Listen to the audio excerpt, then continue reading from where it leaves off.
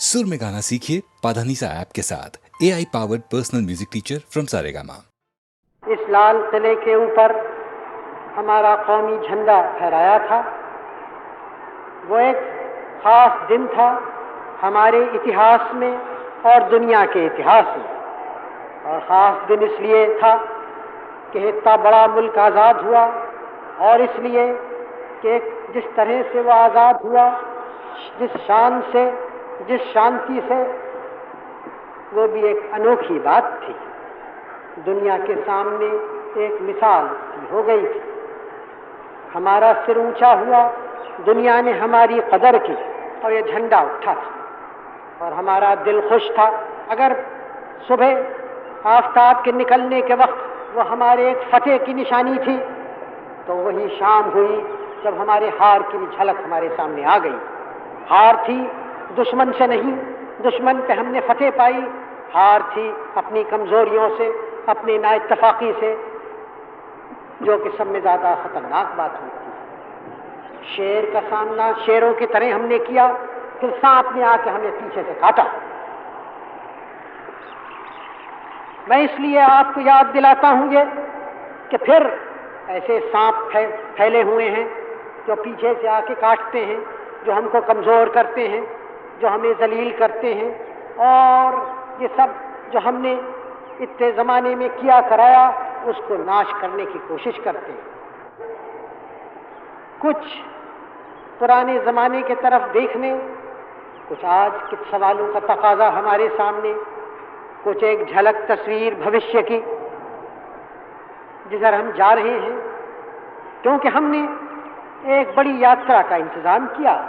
स्वराज की यात्रा ख़त्म हुई तो उससे बड़ी, उससे मुश्किल सफ़र का इंतज़ाम किया, जिस सफ़र में इस मुल्क के 36-37 करोड़ आदमियों को, सबों को जाना है, मिलकर जाना है, हाथ में हाथ मिला के, ताकि वो सब खुशहाल हों, ताकि उनकी मुसीबतें कम हों, ताकि जो ज़िंदगी के ज़रूरियात हैं वो हर एक को मिले, ताकि ये जो हमारे होनहार बच्चे हैं जिनके ऊपर ग़ुलामी का साया कभी नहीं पड़ा, जो कि पैदा हुए आज़ाद हिंदुस्तान में, वो हमेशा आज़ाद रहें, उनका सिर ऊंचा रहे, खुशहाल रहें और अपनी और मुल्क की तरक्की कर सकें। ये हमने सोचा और इस रास्ते पर हम चले। और रास्ते में हजार खाई खंदक, हजार मुसीबतें, कभी सैलाब आके हमें बहा देता, कभी एक रेगिस्तान की तरह से हालत हो जाती, कभी बारिश इतनी ज़्यादा हो कि उसको संभालना मुश्किल, कभी न हो तो उससे भी बदतर। यह हालत हुई। बरसों से आप जानते हैं कि इस मुसीबतों का इस मुल्क ने सामना किया, तकलीफ हुई, परेशानियां हुई, लेकिन हिंदुस्तान का सिर तो नहीं झुका। क्योंकि आखिर में जैसे कि वो एक इम्तिहान का ज़माना था, पुराना ज़माना, जबकि हमने एक साम्राज्य का मुकाबला किया था, उससे खड़ा ये ज़माना आ गया हमारे इम्तिहान का कि कहाँ तक हम मुसीबत में मिलकर रह सकते हैं, कहाँ तक हम मिलकर काम कर सकते हैं, कहाँ तक हम इस और मंजिल को भी पार कर सकते हैं। ये आया। और ऐसे मौके पर जब आप उसमें फूट हो, आप उसमें लड़ाई हो, हाथ उठाए एक इंसान दूसरे के लिए, दूसरे के ऊपर, तब क्या उसके माने हैं? क्या हम अपने पुराने सबक भूल गए? क्या हम गांधी जी को भूल गए? क्या हम हजारों बरस के हिंदुस्तान की तारीख को भूल गए? क्या हम जो हमारा भविष्य है, जिसके लिए हम काम कर रहे हैं, उसको भूल गए? क्या हम अपने बच्चों को भूल गए? क्या याद रहा हमें जब हम एक दूसरे पे हाथ उठाते हैं और झगड़ा फसाद करते हैं, महज किसी सियासी बात को हासिल करने को, या जो कुछ भी उसकी वजह हो मैं नहीं जानता, क्या बात क्या है? तो फिर मेरी ये आपसे दरख्वास्त है और मुल्क में सबों से दरख्वास्त है कि और सवालों को पे हम गौर करें ज़रूर, और रास्तों पे हम चलें। लेकिन पहली बुनियादी बात यह है कि हम अपने को संभालें, हम एक दूसरे से इस लड़ाई का सिलसिला छोड़ें। हम ये समझ लें कि हिंदुस्तान में ना आज़ादी है, न समाजवाद है, न प्रजातंत्र है, अगर हम लड़ाई झगड़ा करके फैसले किया चाहते। लेकिन असल में हमारा सवाल हमारे मुल्क का है, हमारे घर का है, शहर का, मोहल्ले का और हमारे पड़ोसी का। और हमें चाहे हम वहाँ कन्याकुमारी और रामेश्वर में रहें दक्षिण में, चाहे कश्मीर में, चाहे पूरब या पश्चिम, हम एक हैं, एक मुल्क है जिसको कोई तोड़ नहीं सकता, जिसको हम किसी को तोड़ने नहीं देंगे। हम और आप हिंदुस्तान के बाशिंदे हैं, हिंदुस्तान के नागरिक हैं, सिटीजन हैं। हम इस मोहल्ले के खाली नहीं है, और इस शहर के नहीं, और इस प्रदेश के नहीं, और उत्तर के नहीं, और दक्षिण के नहीं, और पूर्व और पश्चिम के नहीं। और ये बात सब समझ लें, क्योंकि जो इसके खिलाफ हाथ उठाएगा और हिंदुस्तान की एकता को कमजोर करने की कोशिश करेगा, उसका हमें मुकाबला करना है, चाहे कोई बाहर की ताकत हो या अंदर सिर उठाए। क्योंकि इस बात ये अव्वल बात है, ये पहली बात है, हिंदुस्तान की एकता और हिंदुस्तान की आज़ादी। और उसी की, क्योंकि अगर ये बात नहीं है तो हिंदुस्तान की खुशहाली कैसे होगी। प्यारे भाइयों और बहनों, मैं आज खास कर हमारे देहात के रहने वाले जो भाई हैं, बहनें हैं, उनसे बोल रहा हूँ। आज एक शुभ दिन है, हमारा गणतंत्र का दिन है। 15.5 बरस हुए हमारे देश में आज़ादी आई थी। 13 बरस हुए उस आज़ादी को हमने पक्का किया और गणतंत्र यहाँ शुरू किया। आप लोग जो गांव में रहते हैं वो भारत की सब में ज़्यादा आबादी है, 100 में 80 आदमी गांव में रहते हैं। इसलिए हमारे देश की तरक्की के लिए ये आवश्यक है कि गांव के लोगों की उन्नति हो। इसीलिए विकास योजनाएं का काम शुरू किया गांव में, कम्युनिटी डेवलपमेंट का, ब्लॉक्स का। उससे बहुत कुछ लाभ हुआ और बहुत कुछ हमने सीखा। फिर हमने दूसरा बड़ा कदम उठाया पंचायती राज का। पंचायती राज अब अधिकतर राज्यों में हो गया है, और जहाँ नहीं हुआ है वहाँ भी जल्दी हो जाएगा। उसी के साथ सहकारी समाज का भी बहुत चर्चा हुआ और बहुत जगह वो कायम की गई है। ये पंचायती राज और सहकारी समाज दोनों मिलकर सारे हमारे देहात को, गांव को बदल देंगे, ये मेरा विश्वास है। हमने पंचवर्षीय योजनाएं बनाई, आप जानते हैं, और उसमें भी एक बड़ा हिस्सा था कि हम देहात में और गांव में क्या करें, गांव में क्या होना चाहिए। ये कहा गया है कि सब गांव में हम एक गांव का रक्षा दल बनाएं, स्वयं सेवक दल। उसका काम 3 तरह के काम हों। एक तो ज़्यादा पैदा करना अपने ज़मीन से, ये आवश्यक है, क्योंकि याद रखिए खाली वो सिपाही नहीं होते जो फौज में भर्ती होते हैं, जो गांव में या कारखाने में काम करें वो भी सिपाही का काम करते हैं। तो ज़्यादा अधिक पैदा करना, नए नए तरीक़ों से नए हल काम में लाए जाएं, नया नालियाँ खोदें पानी लाने के लिए नहरों से, और ज़मीन को बचाने के लिए बह न जाए काम करें, बंडिंग करें, ये सब बातें करें। और खाली गल्ला न पैदा करें, गल्ले के अलावा सब्ज़ी, तरकारी और फल वगैरह पैदा करें। इससे गांव की हैसियत अच्छी होगी और गांव की आमदनी बढ़ेगी। दूसरी बात है पढ़ाई की, शिक्षा की। हम चाहते हैं हमारे स्वयंसेवक दल शिक्षा में बहुत काम करे और सब लोगों को ठीक ठीक सूचना दे क्या क्या हो रहा है हमारी लड़ाई के में, पहाड़ों पर या कहीं और क्या हमारा विकास योजनाएं चल रही हैं, ये सब खबरें जनता को दे। और इसमें रेडियो का भी प्रयोग किया जाए। और फिर ख़ास रक्षा के लिए यूँ तो बहुत कुछ हमारे सिपाही भी देहात से आते ही हैं और होम गार्ड्स बन रहे हैं, उसमें भर्ती होवेंगे। इसके अलावा हमारे जो स्वयंसेवक हों वो रेलों को, सड़कों की, डाक और घरों की तारों की रक्षा करें। एक और ख़ास बात मैं आपसे कहा चाहता हूँ, हम एक नए तरह का बैंक बनाया चाहते हैं। बैंक तो आप जानते हैं जहाँ रुपया रखा जाता है, हम एक बनाया चाहते हैं जहाँ हिसाब रखा जाए कितना कौन काम करता है। लेबर बैंक बनाया चाहते हैं, डिफेंस लेबर बैंक। और हमारी इच्छा यह है कि हर एक तगड़ा आदमी 12 दिन साल में अपना काम उसको दे, बैंक में जमा कर दे। तो अगर आप सोचें 20 करोड़ आदमी इस तरह से काम करें तो साल भर में उनकी काम से 300 करोड़ का लाभ हो सकता है। ये सब पैसा गांव में रहेगा और आप ही के गांव की उससे तरक्की होगी। तो इससे तो बहुत बहुत अच्छी चीज़ है ये। और अगर सब लोग इस काम को करें तो बहुत जल्दी गांव की उन्नति होगी। आज आप एक प्रतिज्ञा ले रहे हैं। आज शुभ दिन है और प्रतिज्ञा है जो कुछ दिन हुए यहाँ लोकसभा में हम सबों ने ली थी। ये प्रतिज्ञा में ख़ास है कि हम देश की रक्षा करेंगे और अपना कर्तव्य जो कुछ है हम करेंगे। ये बहुत ज़रूरी है और इसको आप सोच समझ के अच्छी तरह से लीजिए और फिर इस पे अमल कीजिए, इस कर्तव्य को पूरा कीजिए। इसके करने से हम देश की रक्षा भी होगी हमारी और सारे गांव की उन्नति होगी। तो ये ख़ास काम आज आप कीजिए, प्रतिज्ञा लेके उसको पूरा कीजिए। और मुझे पूरा विश्वास है मुझे कि हमारी विजय होगी इन सब बातों में, देश की रक्षा में भी और दूसरा विकास का जो काम हमें देश भर में करना है उसमें भी। इसके माने ये है गांव की उन्नति होगी और गांव में जो सब करोड़ों आदमी रहते हैं उनकी होगी।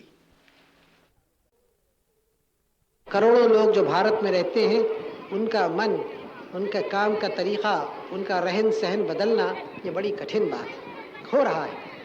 और इसीलिए सबसे बड़ी बात हम समझते हैं इस वक्त शिक्षा है। शिक्षा फैले, कोई पुरुष बच्चा न रहे, बड़ा बच्चा न रहे जिसके पास शिक्षा नहीं है, क्योंकि आखिर में शिक्षा से बढ़ते हैं। आजकल का संसार, आजकल की दुनिया आप जानते हैं यंत्रों की है, मशीनों की है, कलों की है। आजकल की दुनिया में बड़ी बड़ी बातें हो रही हैं। तो अगर हम इस दुनिया में अगुआ रहेंगे तो हमें भी शिक्षा के ज़रिए से सब बातें सीखनी है और आपस में एकता रख के मिलकर रह के अपनी शक्ति बढ़ानी है और अपना धन दौलत देश का बढ़ाना है। इससे सब लोगों का लाभ हो, कुशल हो। ये बड़ा काम है। 15-16 वर्ष हुए हमें स्वराज मिले और हमने इस 15-16 वर्ष में बहुत कुछ बड़े काम किए, लेकिन अभी तक बहुत बाकी है। और मैं समझता हूँ कि अभी एक और 10-15 बरस में हम इस पड़ाव तक पहुँचेंगे। यूँ तो कोई देश कभी आखिर पड़ाव पे पहुँचता नहीं है। इसकी यात्रा देश की हमेशा चलती जाती है, चलती जाएगी। हमारा देश हज़ारों बरस पुराना है और हज़ारों बरस और जने कितना रहे बढ़ता जाएगा। लेकिन एक एक यात्रा को पूरा करेंगे, फिर दूसरी यात्रा शुरू करेंगे। एक यात्रा हमने पूरी की स्वराज की, अब दूसरी यात्रा है जिस पे हम चल रहे हैं, जिसमें सारी जनता को आगे बढ़ाना है और दरिद्रता गरीबी को निकाल देना है। ये ज़्यादा कठिन बात है, लेकिन मैं आशा करता हूँ कुछ वर्षों में 10, 12, 15 वर्ष में इसमें भी हमारी जीत होगी, क्योंकि बड़ा काम है सारे देश को बढ़ाना। लेकिन ये जब ही होगा जब हमारे परिश्रम से होगा। कहीं और लोगों के पैसा देने से तो हमारी कठिनाई दूर नहीं होगी, हमारी दरिद्रता नहीं जाएगी। हम और देशों से पैसा मांगते हैं और पैसा हमें मिलता भी है और उसका हम धन्यवाद देते हैं। लेकिन याद रखिए, कोई देश और देशों के उसको ढकेलते नहीं है बढ़ने के लिए, खुद अपने परिश्रम से, मेहनत से, अपनी अकल से बढ़ता है। आपके यहाँ ये पुल बना है, ये आपके असम को मुबारक हो, बधाई हो आपको, क्योंकि ये चीज़ आपके असम के लाभ की है, असम की जनता की, और एक नमूना है असम के और सारे भारत के काम का, जिसमें हम सबों को खुश होना चाहिए और जो लोग इसको बनाते हैं उनको बधाई देनी चाहिए। हमारी नीति क्या रही है? बिल्कुल साफ रही है, यानी कि हम सब मुल्कों से दोस्ती करें, सहयोग करें, लेकिन किसी फौजी अलायंस में न शरीक हों, किसी फौजी समझौता किसी मुल्क से और से न करें, मिलिट्री अलायंस। हम ये जो आजकल के दुनिया के ब्लॉक्स हैं, एक तरफ एक ज़बरदस्त गिरोह मुल्कों का, दूसरे तरफ दूसरा, उसमें शरीक न हो, दोस्ती हम हर एक से करें। दोस्ती का माने ये नहीं है कि हम किसी अपने उसूल को छोड़ दें, हम किसी बात में उनसे दबें या उनसे कोई मदद मिले तो ऐसी शर्त को हम मंजूर करें जिससे हमारी आज़ादी या हक़ फैसला करने का किसी बात में ज़रा भी कम होता है। ये हमारी नीति रही, जिसको नॉन अलाइनमेंट की नीति कहते हैं, नॉन कमिटमेंट की। तो ये रही इस 10 बरस से, और 10 बरस से भी कैसे रही, ये 10 बरस की नहीं है।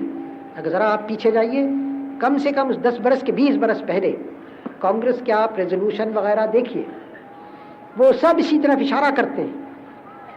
उस वक्त ये सवाल आज के तो नहीं थे, लेकिन दिमाग उसी तरफ झुकता था, क्योंकि एक ही तरीका था हिंदुस्तान के बढ़ने का और दुनिया के सवालों का सामना करने का। तो वो उस वक्त था। चुनाचे हम आसानी से, बगैर बहुत गौर भी किए, इस नतीजे पे पहुँचे कि हम इस ढंग से हमारी फॉरेन पॉलिसी चलेगी। पहले लोगों को शकूक हुए और मुल्कों के उस पर, लेकिन हल्के हल्के और मुल्क, और ऐसे मुल्क भी जो हमारे मुखालिफ थे, जो पसंद नहीं करते थे, उन्होंने भी तस्लीम किया कि जो हिंदुस्तान की इसमें पॉलिसी है वो एक तो अमन पसंद है और अमन को, पीस को इससे फ़ायदा होता है, और दूसरे यहाँ तक तस्लीम किया जो हमारे जो मुल्क थे इन फौजी ब्लॉक्स में, कि हाँ ये मुनासिब है कि हिंदुस्तान ऐसी पॉलिसी रखे। खैर वो कैसे पसंद करे न करें, हिंदुस्तान की इज्जत बढ़ी, हिंदुस्तान का असर बढ़ा, हिंदुस्तान की ताकत बढ़ी इस पॉलिसी से, और दोस्ती हर जगह रही।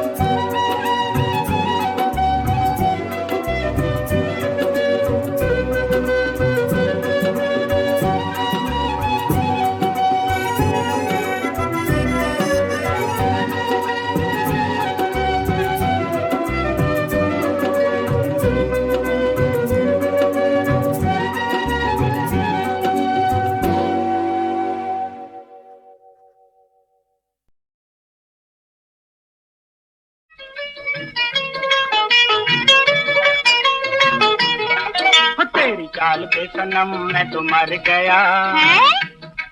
गोरे गाल की कसम ये जिगर गया। अरे चाचा, तेरी चाल पे सनम मैं तो मर गया, गोरे गाल की कसम ये जिगर गया।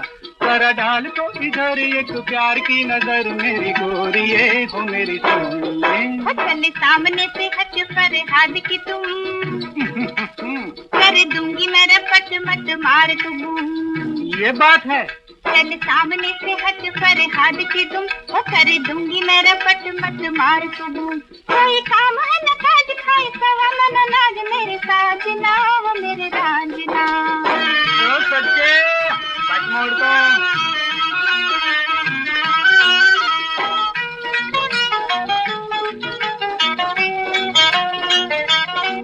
गोरे मुखड़े पे तिल और फिर ये अदा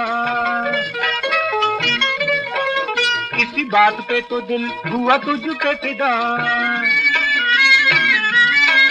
गोरे मुखड़े पे तिल और फिर ये अदा इसी बात पे तो दिल हुआ तुझ पे फिदा तूने मुझको न जाना मैं तो हूँ तेरा दीवाना मेरी गोरिये हो मेरी सोनिए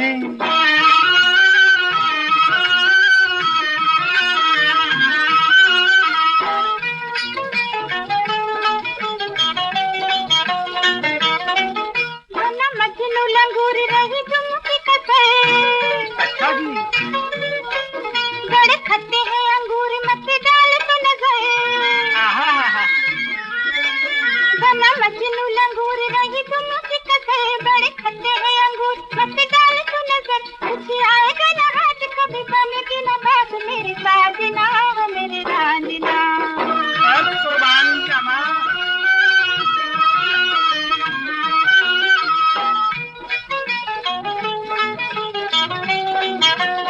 तेरे साथ सच्ची सच्ची मुझे प्यार हो गया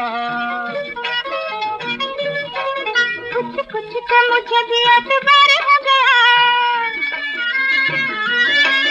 तेरे साथ सच्ची सच्ची मुझे प्यार हो गया कुछ कुछ तो मुझे भी एतबार हो गया जीत गया मेरा प्यार तू है मेरा दिलदार मेरे साजना हो मेरी सोनिए तेरी गाल पे सनम मैं तो मर गया गोरे गाल की कसम ये जिगर गया जरा डाल को इधर एक प्यार की नजर मेरी गोरिये हो मेरी सोनिए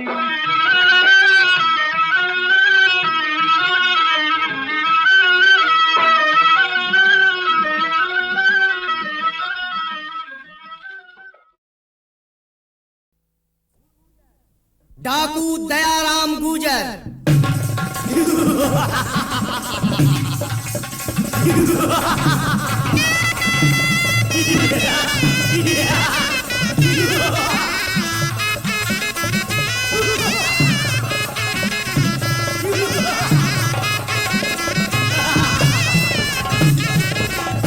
किस्सा ये दिलचस्प है सुनिए खासो आम देखो भाइयों गौर से लालच का अंजाम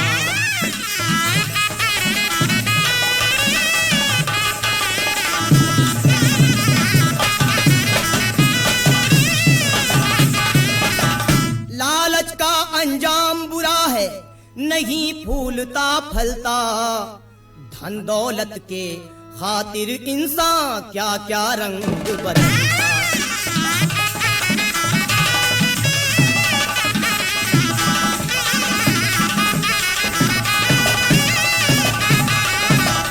डाकू चोर उचक्का बनता राह बदी की चलता लूट मार रहजनी से उसका हर अरमान निकलता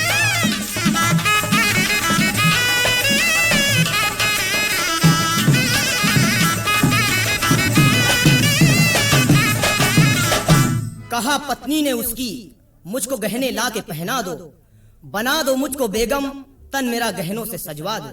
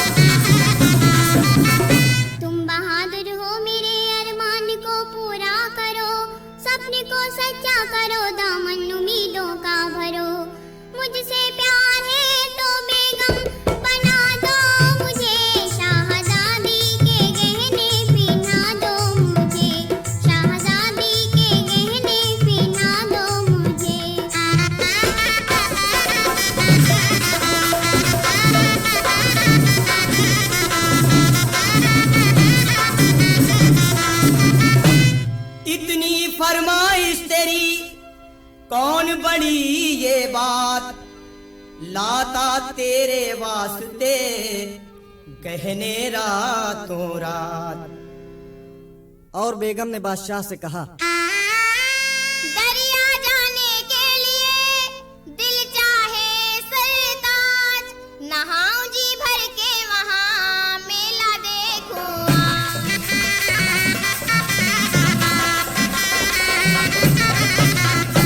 जरूर जाइए बेगम, मैं सब इंतजाम किए देता हूँ।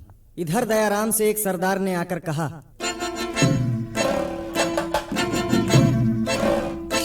सरदार, सरदार सुना है बेगम दरिया नहाने और मेला देखने आ रही है। अच्छा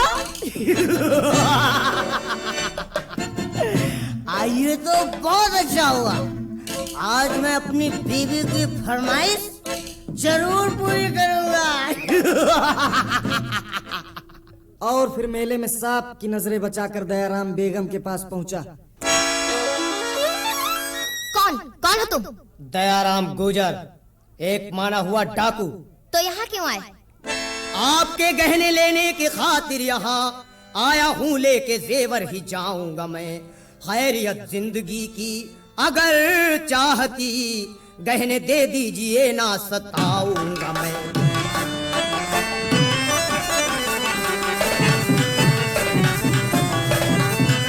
हाथ मेरे बदन को लगाना नहीं, गहने दे दूंगी खुद कुछ उजर ही नहीं। इस ढिठाई पे डाकू पने के लिए, इसका अंजाम क्या हो खबर ही नहीं।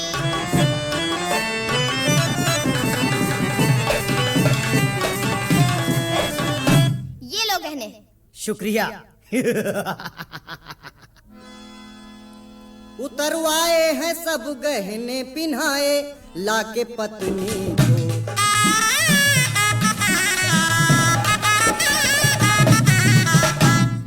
उतरवाए हैं सब गहने पिन्हाए लाके पत्नी को।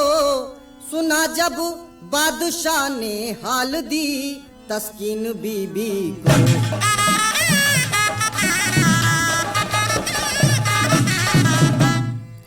गिरफ्तारी की खातिर हुक्म फौरन कर दिया जारी। दयाराम हो गया चौकस, खबर फैली जो ये भारी।